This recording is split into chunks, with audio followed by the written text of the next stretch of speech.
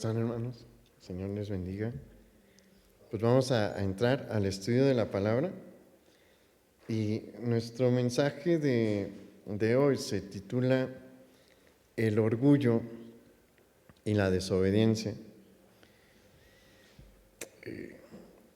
El orgullo es una de las peores cosas que nosotros podemos dejar crecer en nuestro corazón.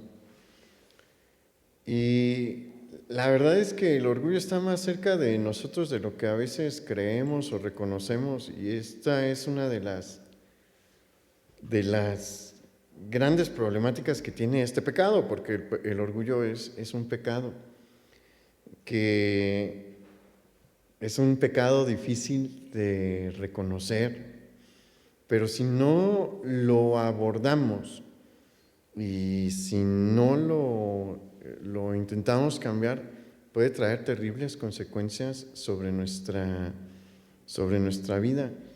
Y va ahí, empieza con una pequeña semilla que puede empezar como, miren, me acuerdo mucho de un mensaje que en una ocasión escuché sobre el peligro que es el orgullo para los que predicamos.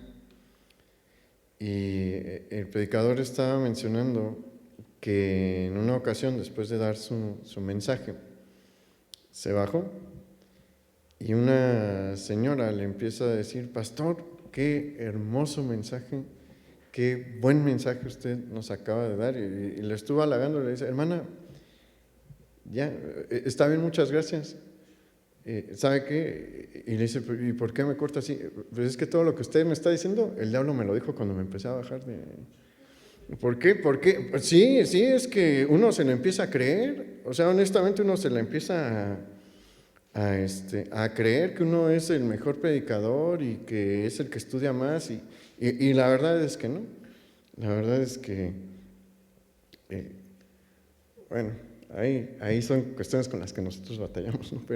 Pero si nos ponemos a comparar con los grandes teólogos de hace unos siglos, la mayoría estamos bien lejos de ellos, y ellos eran humildes, eran sencillos. Entonces, por no mencionar a los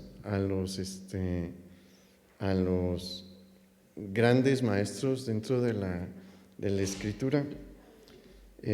Acuérdese del caso de Saúl, si usted está en esta condición, de Saulo, de Pablo. El Señor dijo: bueno, es que lo que te revelé te puede llevar a enorgullecer. Entonces fue necesario lo que él llamó el aguijón en la carne. ¿Por qué? Porque el Señor no tolera el orgullo. Y aquí en la historia de Samuel vamos a ver un caso terrible de orgullo. ¿Y en quién lo vamos a ver? En el caso del rey Saúl. Acuérdense que platicamos que su reinado no fue tan largo, pero en ese poquito tiempo el orgullo empezó a sembrar sus semillas en su corazón. Él les permitió crecer y crecieron.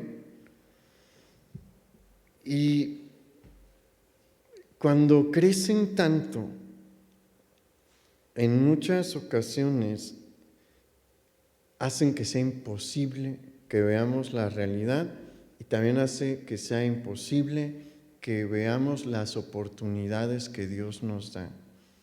Porque Dios ha sido paciente hasta este punto en la serie que hemos estado estudiando con el rey Saúl, sí.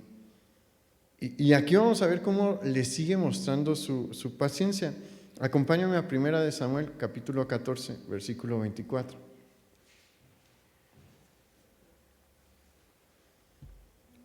Y aquí vamos a empezar a ver cómo el orgullo empieza a asomarse ya como un problema fuerte en la vida de Saúl. Y nos va a empezar a ver los problemas que se van a desatar en su vida y por lo tanto en el reino por el orgullo que él va a estar manifestando.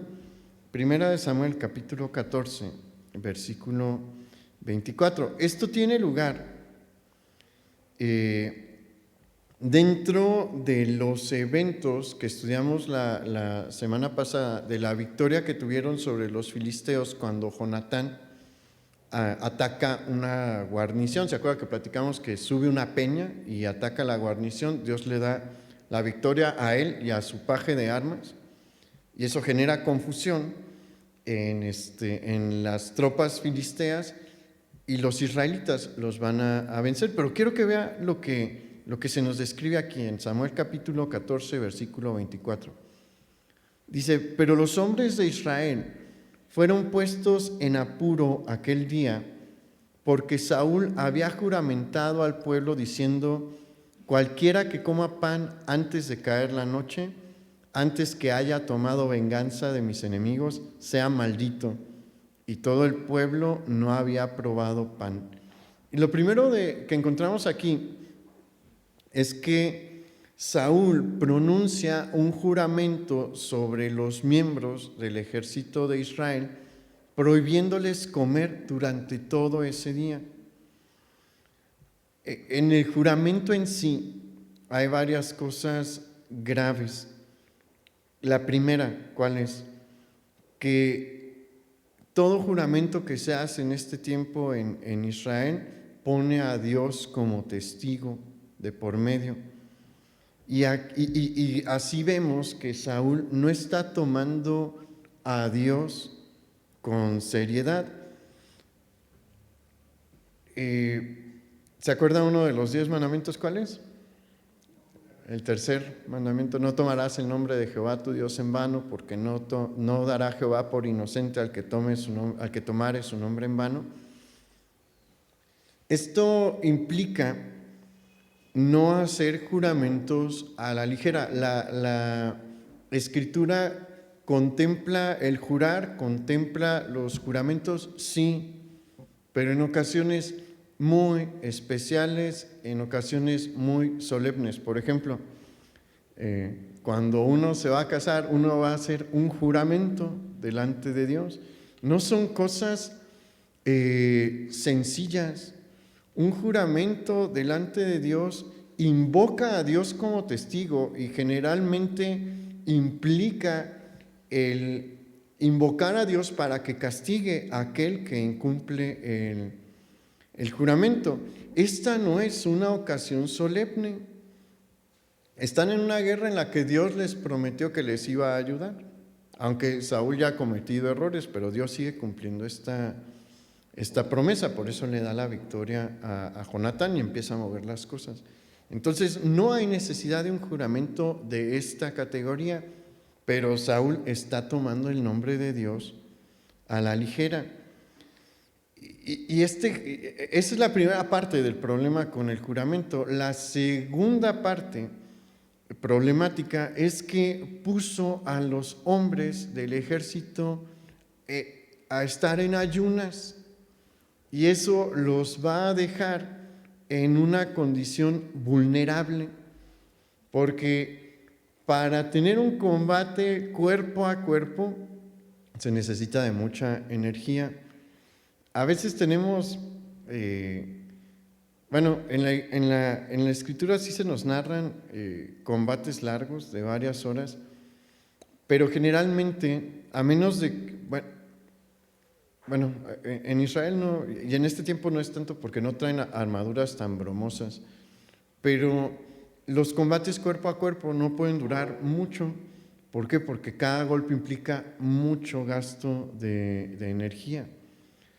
Entonces aquí el rey Saúl está dejando a su ejército en una condición vulnerable, y todo esto suena mal, pero no es lo que es tan grave en los actos que está haciendo el rey Saúl. Lo que es preocupante es la frase que encontramos en este versículo que acabamos de leer, en la que Saúl dice: antes que haya tomado venganza de mis enemigos.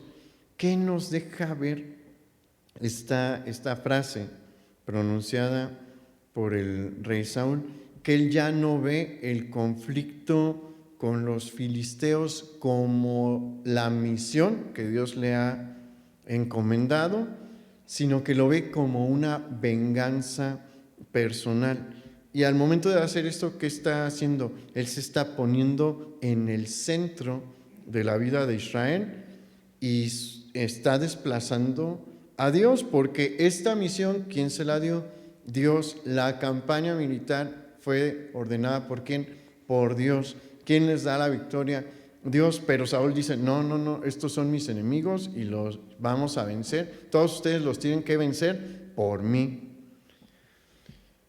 Y hay lamentablemente ocasiones en las que nosotros tenemos actitudes así como las de Saúl, cuando empezamos a creer que el mundo gira a nuestro alrededor.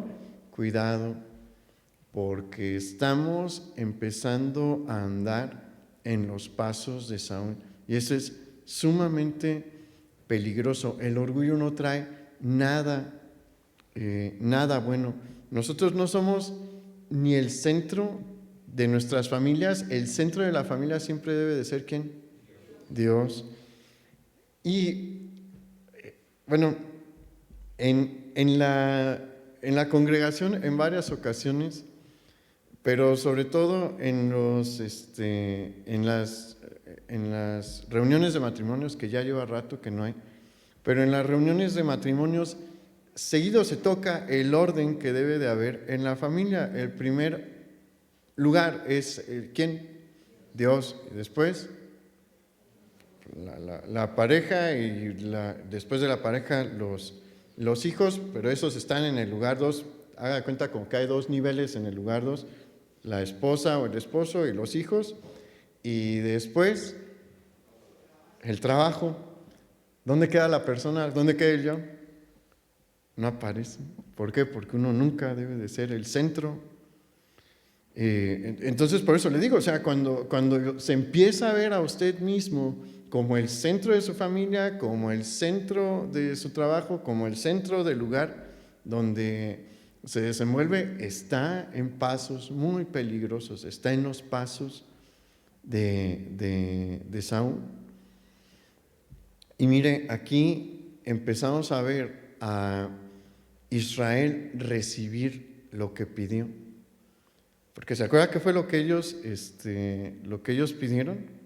Ellos pidieron un rey como el resto de las naciones, un rey como los que tienen las demás naciones.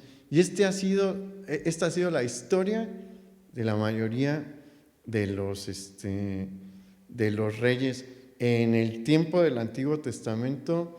Y hasta que les pusieron un freno con esto de las monarquías parlamentarias, que hicieron de los reyes pues ya nada más como figuras políticas y mercancía de souvenirs, porque la verdad ellos no tienen ahorita ya acción real de gobierno. Tienen algunas, ¿no? Pero no son los gobernantes de sus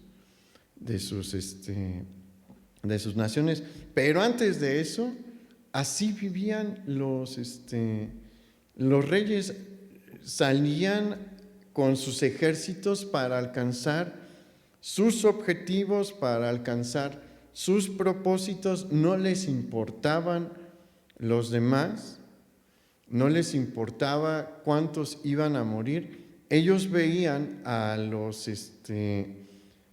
contrario, como sus enemigos personales, y veían a sus soldados como capital de guerra del cual podían disponer. Y esta actitud la empezamos a ver en el rey Saúl. Eso es lo que el Señor estaba buscando para su pueblo, cumplir los caprichos de su rey. No estaba buscando cumplir los caprichos de su rey. El Señor, que estaba buscando para su pueblo, y quiero que vea, que contraste lo que está pasando con Saúl y la voluntad de Dios. En el caso de Saúl estamos viendo esto, que está tomando ya las cosas a nivel personal y ha cambiado la campaña militar de ser una misión de Dios para convertirse en un acto de venganza Pero ¿cuál era la voluntad de Dios? Su voluntad era liberar a sus hijos que habían sido oprimidos, darles paz, que vuelvan a prosperar. Ve cómo las cosas son muy distintas cuando buscamos la voluntad de Dios a cuando buscamos nuestra voluntad. Cuando nos buscamos seguir nuestra voluntad y nuestros deseos, generalmente lo alcanzamos. Si se pone a trabajar y le echa ganas, sí, muy probablemente lo alcance, pero esa cosa por la que usted luchó y se esforzó no le va a traer lo que en realidad necesitaba. ¿Qué necesitaba más Israel? ¿Libertad y paz? ¿O tener un rey que toma las cosas personales y que si dice vámonos a la guerra y no me importa si se mueren muchos, van a ir porque es mi capricho y mi voluntad? ¿Qué necesitaba Israel? La paz y la libertad. Así nos va a pasar. Dios va a permitir que usted con su empecinamiento y su arduo trabajo obtenga lo que quiere, pero eso que usted quiso no le va a bendecir, no va a ser de bendición. Y aquí empezamos a ver este orgullo brotar de una manera palpable en la vida de Saúl. Si usted nota algo así en su vida, trátelo antes de que crezca, porque si crece, va a traer consecuencias que en ocasiones no se pueden revertir, como vamos a ver en el caso de Saúl hoy. Pásese al capítulo 15, por favor, ahí en Primera de Samuel. Al versículo 1.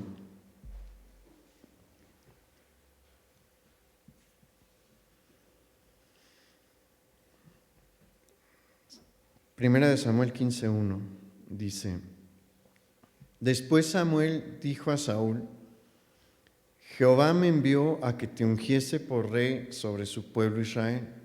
Ahora pues, está atento a las palabras de Jehová. Aquí hay que tener una cosa presente.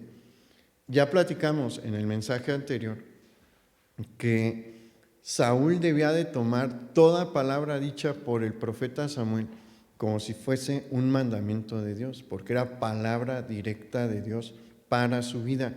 Cuando Samuel le da esta frase introductoria, está atento a las palabras de Jehová, le está diciendo: lo que voy a pronunciar ahorita son palabras literales de Dios para tu vida, para que las obedezcas. Esto es un mandamiento de Dios, esta es una orden de Dios. Presta atención.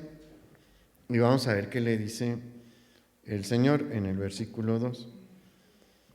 Así ha dicho Jehová de los ejércitos: yo castigaré lo que hizo Amalec a Israel al oponérsele en el camino cuando subía de Egipto. Versículo 3. Vamos a analizar esto. No necesita un superanálisis, el mensaje es bien claro. Ve pues y hiere a Amalec y destruye todo lo que tiene y no te apiades de él. Mata a hombres, mujeres, niños y aún los de pecho, vacas, ovejas, camellos y asnos. La instrucción es clara y cristalina como el agua, ¿o no?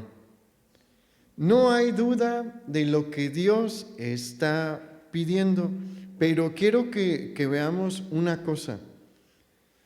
Esto que está haciendo Samuel es un regalo de Dios para Saúl. ¿Por qué? Porque Dios le está dando una oportunidad más. Va a ser la última, él no lo sabe, pero va a ser la última. Le está concediendo una última oportunidad de demostrar con hechos su compromiso con él y su obediencia a él. Es una oportunidad de oro. Dios le está ofreciendo una ocasión más en la que puede resarcir el error que cometió hace poco. Y no la va a aprovechar. Esto es lo triste, o sea, él no se va a dar cuenta. ¿Por qué? Porque su orgullo ya no le permite ver. Mientras más avancemos en el mensaje, vamos a ver cuánto ha crecido el orgullo de Saúl, pero su orgullo no le va a permitir ver que Dios le está dando una última oportunidad. Entonces, en este mensaje es algo que vamos a estar repitiendo constantemente. Trate sus asuntos de orgullo rápido, porque si lo deja crecer, va a llegar un punto en el que no va a poder ver que Dios le está dando una oportunidad para arreglar las cosas, y va a dejar pasar la oportunidad, y lo que viene después no es agradable. Vamos a ver esto, pero antes quiero hacer un paréntesis, porque esta instrucción clara y específica para Saúl, que en resumidas cuentas nos está diciendo: acaba con todo, no dejes a nadie vivo, lo mismo con el ganado, quiero que todo sea eliminado. Esta instrucción, porque eso es lo que está diciendo la instrucción, puede confundir a algunas personas. Y pueden decir: bueno, es que Dios, que no, Dios es amor, ¿cómo está ordenando que acaben con una nación por completo? Y aquí es donde nosotros debemos de estudiar esta instrucción con detenimiento.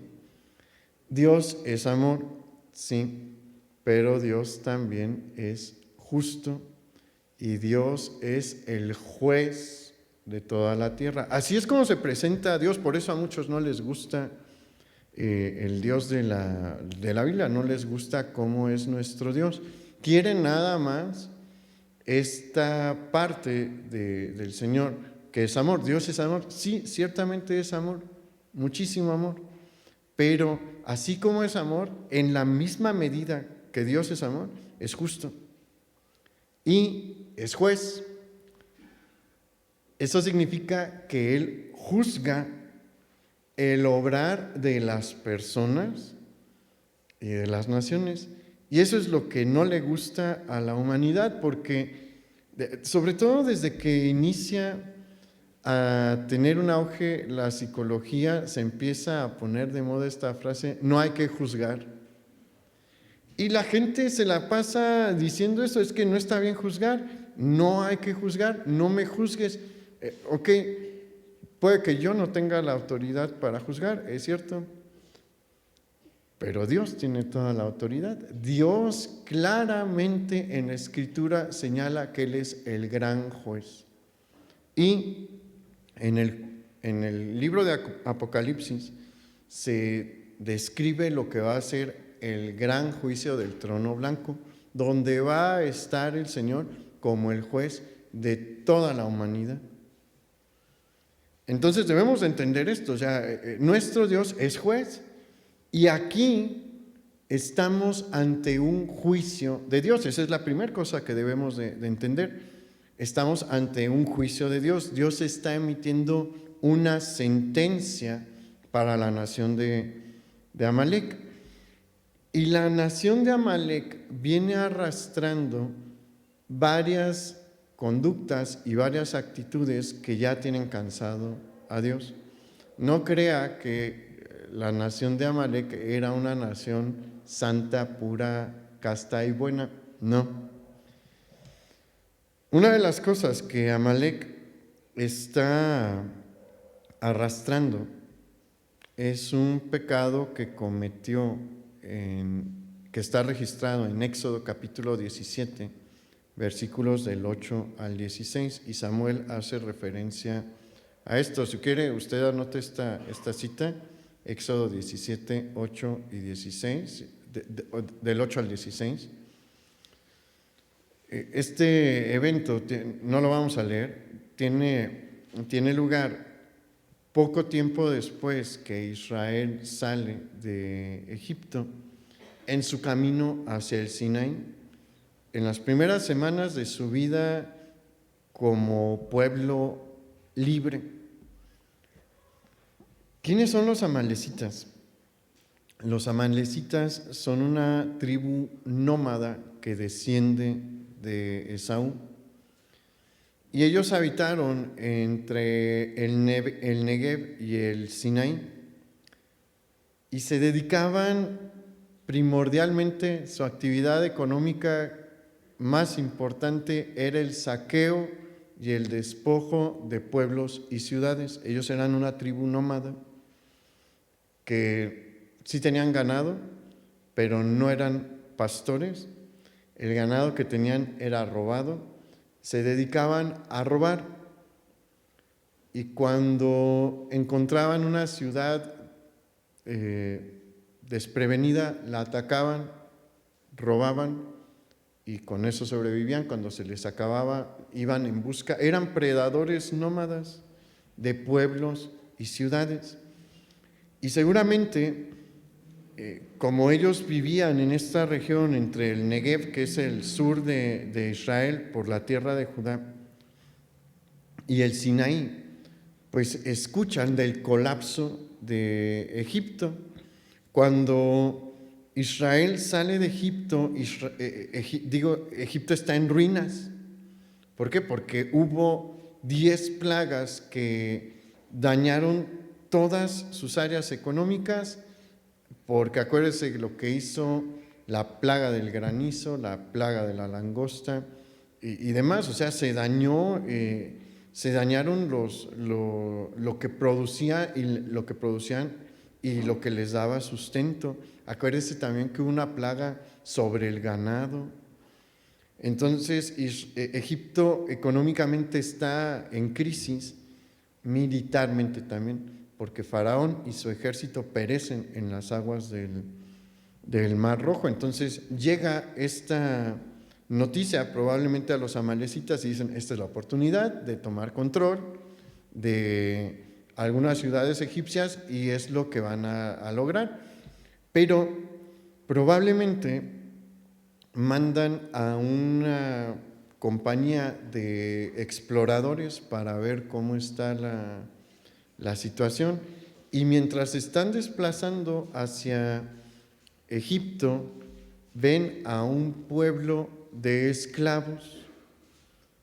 Sus exploradores dicen: aquí hay una presa fácil, porque ¿cómo cree que salen los hijos de Israel? ¿Robustos? No, muchos con cuerpos muy desgastados, hacían trabajos muy pesados, y pues los ven los amalecitas y ven que vienen con riqueza, porque acuérdense que antes de salir de Egipto el Señor les dijo: vayan con sus vecinos y pídanles que les den joyas para salir, y se las van a dar. Entonces ven que traen dinero y dicen: vamos a acabar con ellos y tenemos un botín gratis, sin mucho esfuerzo. Y bueno, Dios tomó en cuenta esto. ¿Por qué ganaron los israelitas cuando se enfrentan a Amalec? Por la mano de Dios, porque Dios intervino para darles la victoria. Pero debemos de entender por qué para Dios esto fue un acto tan grave. Este es uno de los momentos más vulnerables en los que se encuentra Israel, y los amalecitas los pusieron en peligro de extinción. Los amalecitas tenían la facultad de acabar con todos, y el Señor sabía que en ese momento, en ese punto, los israelitas de ninguna manera se podían enfrentar al ejército principal de los amalecitas, pero le dice a Moisés: ahorita no los van a enfrentar, pero en un futuro yo voy a castigar a Amalec por esto que ellos han hecho.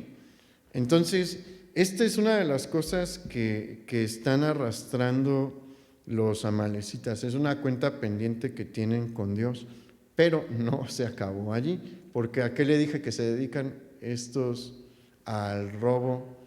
Y debemos de entender una cosa en cuanto al robo en este tiempo.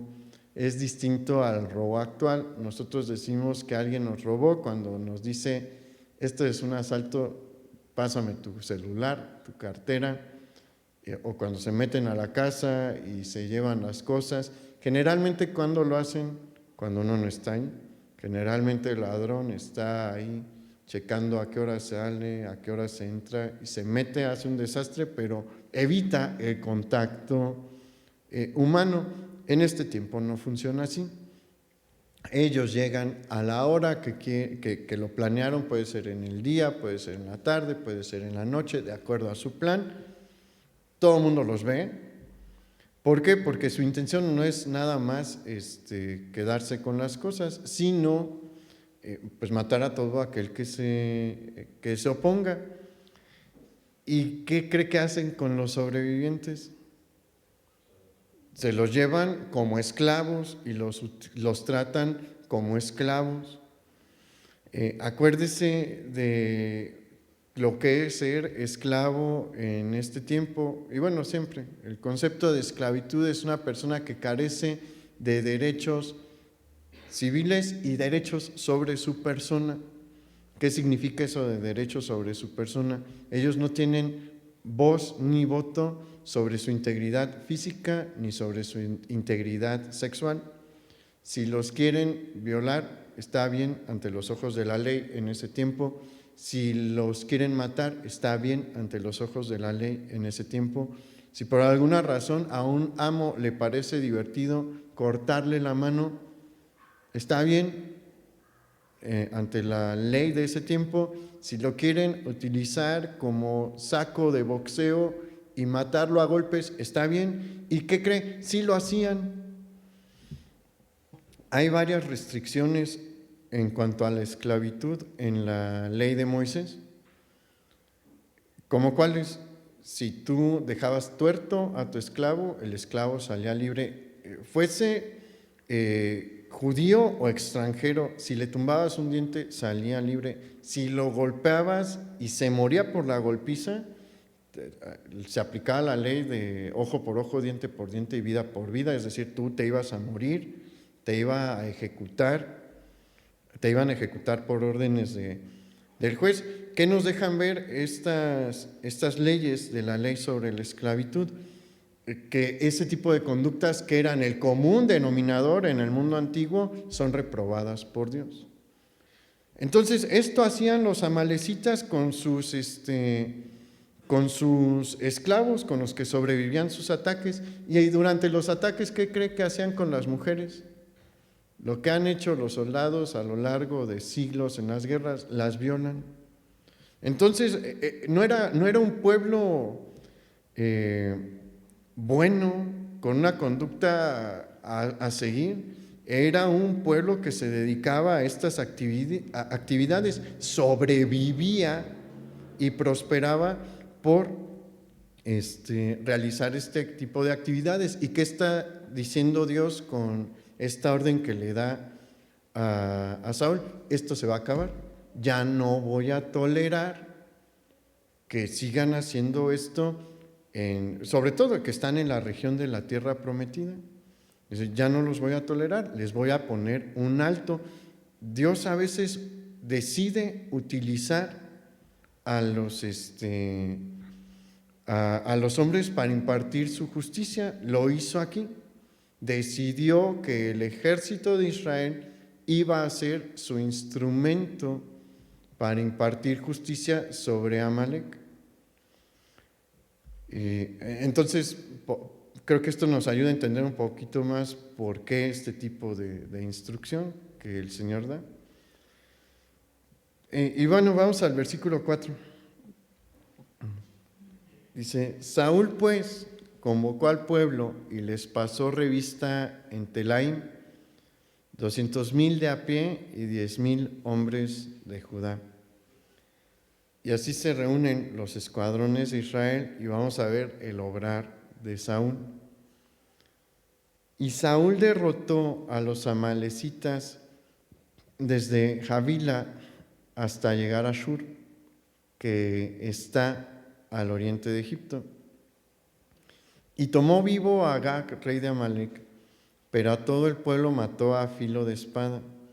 Y Saúl y el pueblo perdonaron a Agag y a lo mejor de las ovejas y del ganado mayor, de los animales engordados, de los carneros y de todo lo bueno, y no lo quisieron destruir, mas todo lo que era vil y despreciable destruyeron. Y aquí encontramos la rebelión de Saúl, y esta rebelión tiene el sello del orgullo de Saúl, porque encontramos que le perdona la vida a alguien, le perdona la vida a Agag, rey de los amalecitas, y esto no es casualidad. Esta es una costumbre de las demás naciones. Vea cómo Israel está recibiendo lo que pidió. En este tiempo es costumbre que se perdone al rey que fue conquistado y se le lleve al palacio como un trofeo personal.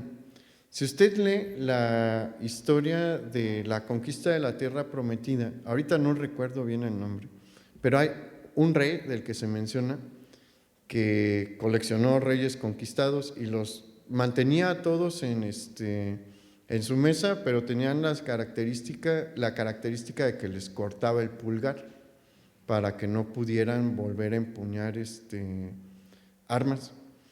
Y pues comían de la mesa del rey y todo. ¿Por qué? Porque eran sus trofeos.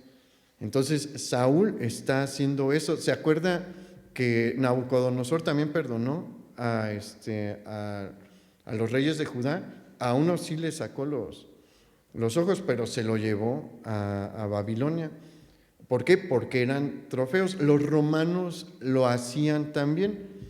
Por ejemplo, cuando Julio César vence a los galos, toma a su líder Vercingetorix y se lo lleva a Roma y hacen todo un desfile en el que va este líder de los galos como un trofeo de la victoria de Julio César. Es una práctica de los pueblos paganos. ¿Para qué? Para enaltecerse a ellos mismos, y Saúl lo está haciendo. Hay una marca del orgullo nuevamente allí, pero hay una peor. Vamos al versículo 12. Dice: madrugó luego Samuel para ir a encontrar a Saúl por la mañana, y fue dado aviso a Samuel diciendo: Saúl ha venido a Carmel, y aquí se levantó un monumento y dio la vuelta y pasó delante y descendió a Gilgal. Este detalle es increíble, es impresionante. Lo que dice: he aquí se levantó un monumento. Esto no se había visto en la historia del pueblo de Dios. Saúl está haciendo algo que los grandes guerreros de Israel, y hay uno mucho más grande que él, nunca hicieron. ¿Cuál es este guerrero más grande que Saúl? Por mucho, Josué. Josué es el encargado de la gran campaña de conquista de la tierra prometida. Josué levantó monumentos, pero eran monumentos para conmemorar ¿a quién? A Dios. Siempre fue para conmemorar a Dios. El mismo Samuel, ¿se acuerda de la batalla de Mizpa? Y que persiguen a los filisteos, y llega un momento en el que Samuel detiene la batalla y levanta un monumento que se llama Ebenezer. ¿Por qué? Porque él está diciendo: hasta aquí nos ha ayudado Dios. El monumento era para honrar ¿a quién? A Dios. Saúl rompe este patrón y tiene esta victoria y dice: vamos a erigir un monumento para que se acuerden de mí. Tenga mucho cuidado con estas actitudes, son bien peligrosas. son actitudes que nos muestran que algo está mal en nuestro corazón.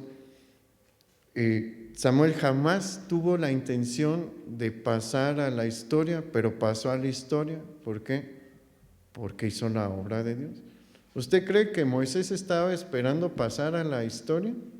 No, él estaba sirviendo a Dios y pasó a la historia. ¿Por qué? Porque sirvió a Dios. Josué igual, ellos no estaban buscando la gloria propia, pero recibieron una honra por parte de Dios. ¿Por qué? Porque le fueron fieles a Dios, pero ellos no tenían esta actitud.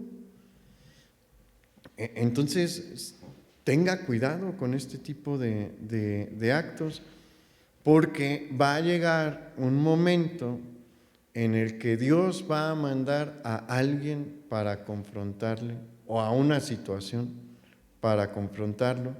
En este caso, Dios envía a Samuel.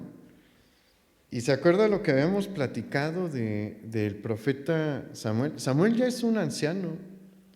¿Se acuerda cuántos años tenía cuando le entregó las cuestiones militares a Saúl? 65 años. Platicamos en este tiempo, ya es un hombre de muy avanzada edad. Y lo que va a hacer no es sencillo. Y por eso cuando tocamos este punto, le dije, si usted siente que ya es de edad avanzada, no piense que Dios no le puede usar.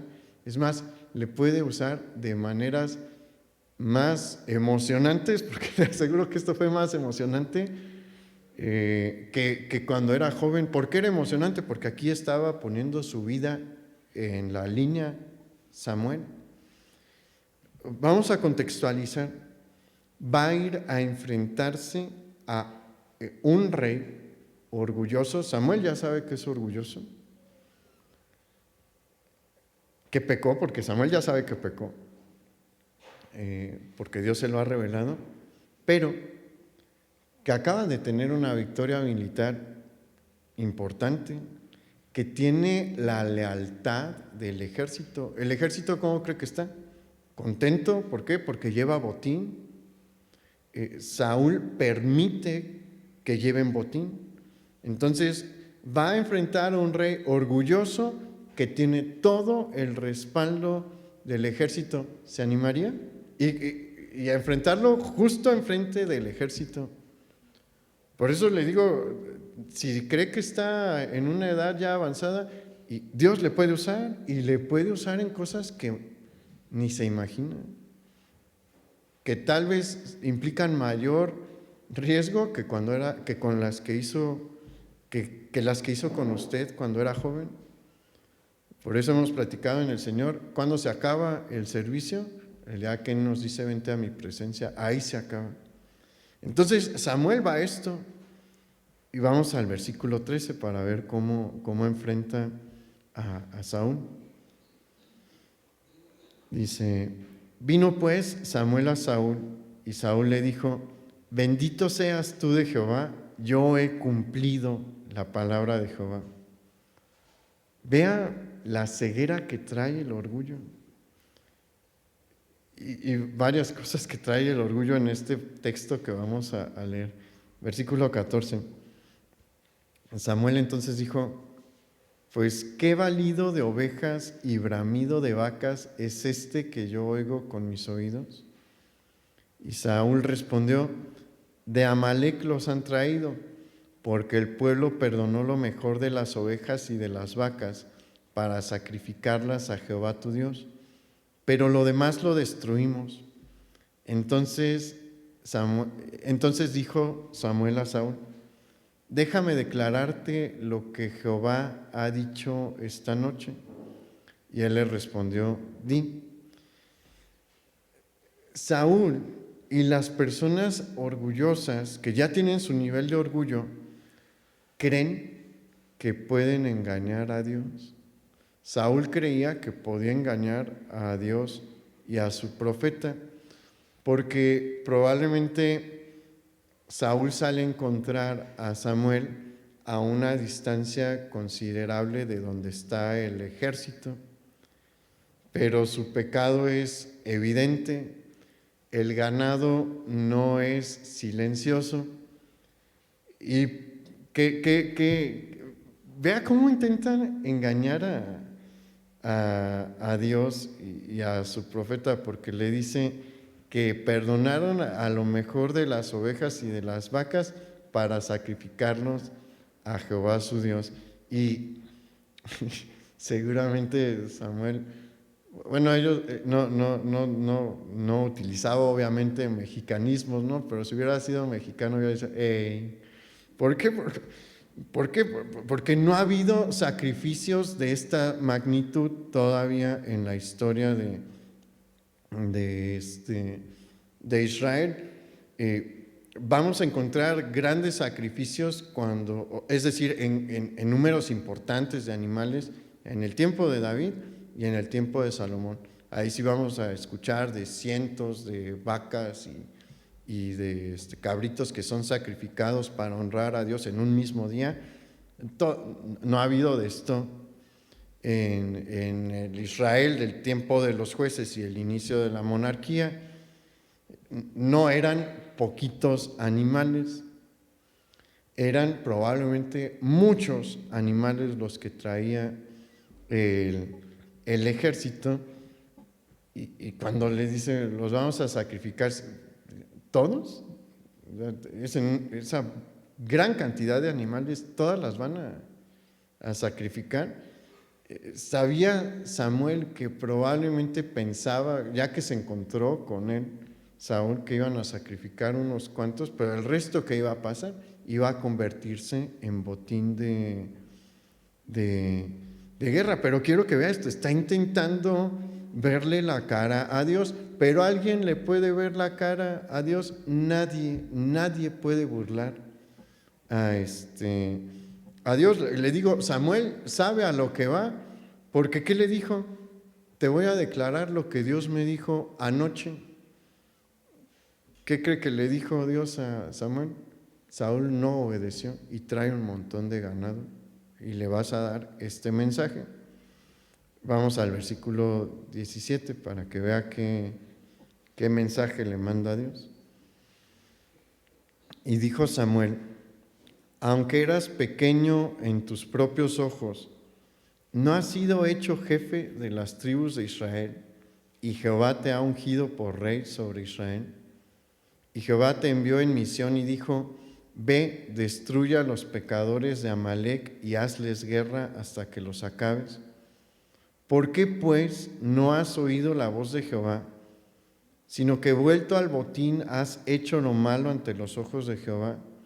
Y Saúl respondió a Samuel, antes bien he obedecido la voz de Jehová y fui a la misión que Jehová me envió y he traído a Agag, rey de Amalec, y he destruido a los amalecitas.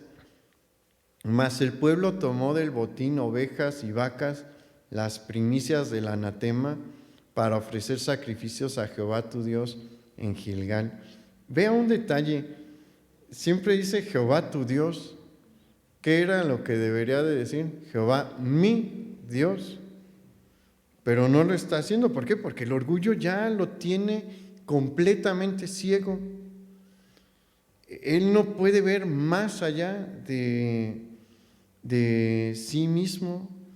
Y vea cómo empieza a hablarle Dios. Le recuerda su origen humilde y cómo a pesar de ese contexto Dios lo escogió para ser rey sobre su pueblo. Y después hace una cosa importantísima Samuel, y es contrastar la instrucción que se le dio con lo que él hizo.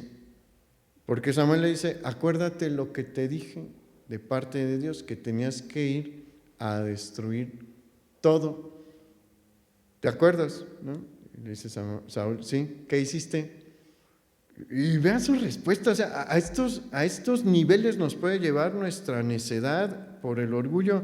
Le dice, obedecí la voz de Jehová y fui a la misión que Jehová me envió y he traído a Agag. Primer cosa que se le dijo, matas a todos. Y está diciendo, cumplí la misión y traigo a uno vivo. O sea, contrasta, Dios espera que obediencia absoluta. Dios abomina la obediencia parcial. Y a veces le batallamos verdaderamente con esto, porque creemos que por cumplir con una buena parte de lo que Dios me dijo, estoy cumpliendo con Él, pero no es así. Él demanda obediencia total. Para Él es tan malo el no hacerlo como hacerlo a medias o hacerlo al 80% o al 90%. Dios quiere que tal como Él dijo, se cumpla. Y vea lo terrible que es delante de Dios el desobedecer parcialmente. Y bueno, es lo mismo para la desobediencia total. Vamos al versículo 22. Y Samuel dijo: se complace Jehová tanto en los holocaustos y víctimas como en que se obedezca a las palabras de Jehová. Ciertamente el obedecer es mejor que los sacrificios y el prestar atención que la grosura de los carneros. Versículo 23. Porque como pecado de adivinación es la rebelión, y como ídolos e idolatría la obstinación. Por cuanto tú desechaste la palabra de Jehová, Él también te ha desechado para que no seas rey. Quiero que notemos a qué nivel está poniendo Dios la desobediencia.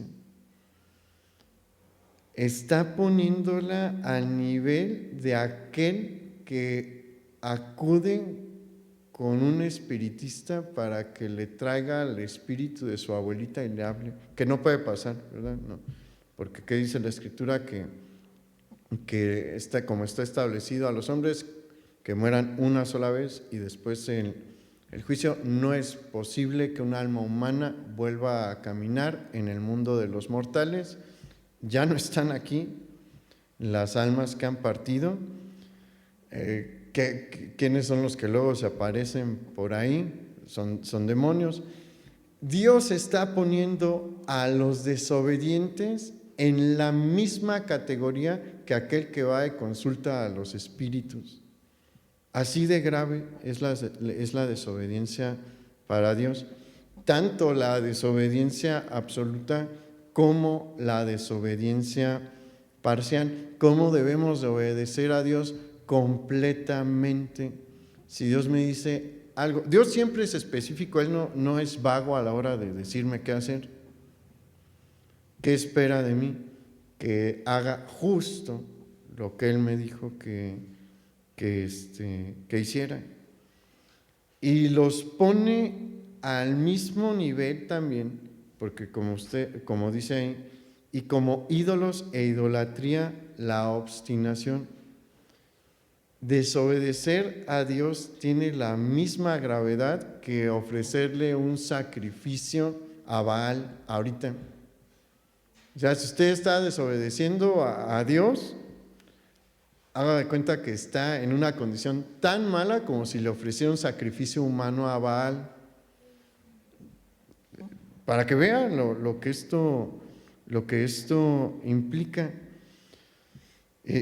Posteriormente en este pasaje, porque no lo vamos a leer todo, Saúl le va a pedir perdón falsamente a Samuel y le va a rogar que le honre delante del pueblo, que ahí es en donde vemos que su perdón es o su petición de perdón es falsa, porque su interés es que alimentar su ego. Le dice: te ruego que me acompañes y me honres delante de los hombres de Israel. No le está diciendo perdóname porque de verdad he fallado ante los ojos de Dios. Le dice: perdóname porque no quiero que el ejército deje de verme como me está viendo ahorita. Al final, Samuel va a acceder a acompañarle, no sin antes darle una palabra del Señor. Vamos al versículo 28. Dice: entonces Samuel le dijo: Jehová ha rasgado hoy de ti el reino de Israel y lo ha dado a un prójimo tuyo mejor que tú. Además, el que es la gloria de Israel no mentirá ni se arrepentirá, porque no es hombre para que se arrepienta. Esta parte final es muy, muy fuerte, porque en el versículo 28 Dios está emitiendo la sentencia y le está diciendo: te voy a acompañar, pero bueno, hay un evento en el que Saúl le ruega y jala los vestidos de Samuel y los rompe. Y una vez que se rompe le dice: así como tú rasgaste mi vestido, así ha sido rasgado el reino de tu mano. Y se lo va a dar a Dios a alguien que es mejor que tú. Pero ¿por qué el versículo 29 es tan fuerte? Porque al decir esto, además de el que es la gloria de Israel no mentirá ni se arrepentirá, porque no es hombre para que se arrepienta, Dios le está diciendo: no voy a cambiar ya de opinión, esto ya es definitivo. Y quiero que vea qué acaba de pasar. Dios le dio una última oportunidad. Si Saúl hubiese obedecido, su historia y la de su familia hubiera sido completamente distinta, pero no la aprovechó. Y hay ocasiones en las que nosotros podemos estar ante una última oportunidad. El Señor le ha dicho: ya es hora de que me sirvas, y si no lo ha hecho, no sabe si Dios hoy le está dando una última oportunidad. Dios no lo va a obligar. Lo que sí puede pasar es que si desaprovecha esa oportunidad que Dios le está sirviendo, le está dando para que le sirva, Él sí puede decir: ok, ¿no quieres? Bueno, voy a poner en tu lugar a alguien mejor que tú. Puede que el Señor le haya dicho ya en repetidas ocasiones: deja ya este pecado. Puede que le dé una última oportunidad pronto, y si no la aprovecha, las puertas de Dios también se cierran, como se le cerraron a Saúl. Saúl vivió todavía un rato, pero su vida nunca volvió a ser la misma. Aquí paréntesis: ¿por qué Samuel decide ir al final con Saúl? Porque tiene algo que hacer. La instrucción de Dios se debía de cumplir. Ve a Agag y Samuel mismo toma su vida. ¿Por qué? Porque la instrucción era: todos deben de ser castigados. Le quita aparte un trofeo a Saúl. ¿Y qué cree que pensó el pueblo? Algo está mal, porque le quitaron el trofeo al rey. Era el primero que tenía de esta calidad. Y Samuel va para hacer esto, para cumplir con la orden de Dios y para quitarle el trofeo a Saúl. Las consecuencias del orgullo y la desobediencia siempre son graves. Llevan a la ruina, porque eso fue lo que pasó con Saúl, y lleva a la ruina en el ámbito terrenal, pero sobre todo en el ámbito espiritual, porque como vamos a ver más adelante, a partir de este momento el Espíritu Santo se retira de la vida de Saúl. ¿Y quién viene? Dice que un espíritu malo que lo atormentaba. ¿Y sabe hasta cuándo lo atormentó? Hasta el último día de su vida. Y le llevó a hacer locuras, como vamos a ver. Entonces, estos pecados no son juegos, son cosas que debemos de tener bien presentes, porque como platicamos, no estamos a veces tan lejos de allí. Y puede que alguno que está escuchando este mensaje, puede que el Señor le esté dando una oportunidad más de cambiar. ¿Por qué? Porque si está escuchando esto, es porque Dios le está diciendo, ya, párale, ya, deja estos pecados, deja estas cosas que a mí me ofenden y cambia tu vida. Yo no puedo decir que es la última oportunidad, pero tampoco puedo decir que no es. Eso que no sabe únicamente Dios. Pero debemos de ver que cada oportunidad que Dios nos da es una oportunidad de oro. Si no la aprovecho, siempre pasan cosas malas. Entonces, aprovechen la oportunidad si Dios le está hablando. Vamos a orar. Señor, gracias por tu misericordia, porque cuando nos das mensajes así es tu misericordia. Como cuando enviaste a Samuel, fue tu misericordia para Saúl, diciéndole, hay una oportunidad, Dios te está concediendo una oportunidad más.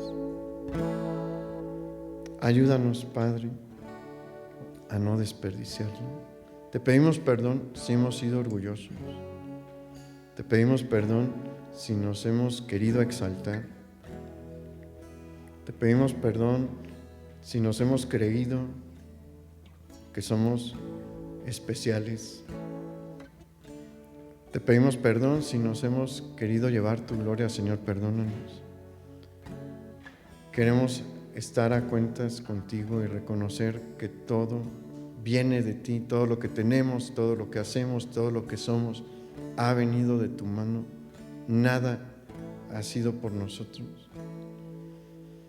Y yo te pido, Padre, por aquellos que han escuchado tu voz diciéndoles anteriormente, es necesario cambiar, que puedan, Señor, obedecer tu voz, que puedan hacer aquello que tú estás pidiendo de ellos tal y como se los estás pidiendo, porque ahí hay bendición. Y tú nos das estos mensajes para evitar un mal que tal vez se avecina. Ayúdanos, Señor, a no permitir que el ego nos impida ver la mano extendida que tú tienes esta noche para nosotros. Ayúdanos a aprovecharla, Padre. Nos ponemos en tus manos y te pedimos que nos ayudes a hacer tu voluntad en el nombre de Jesús. Amén. Pues el Señor le bendiga, hermano, que tenga una buena noche. Nos vemos aquí en las reuniones que tenemos el viernes y el domingo también. Que el Señor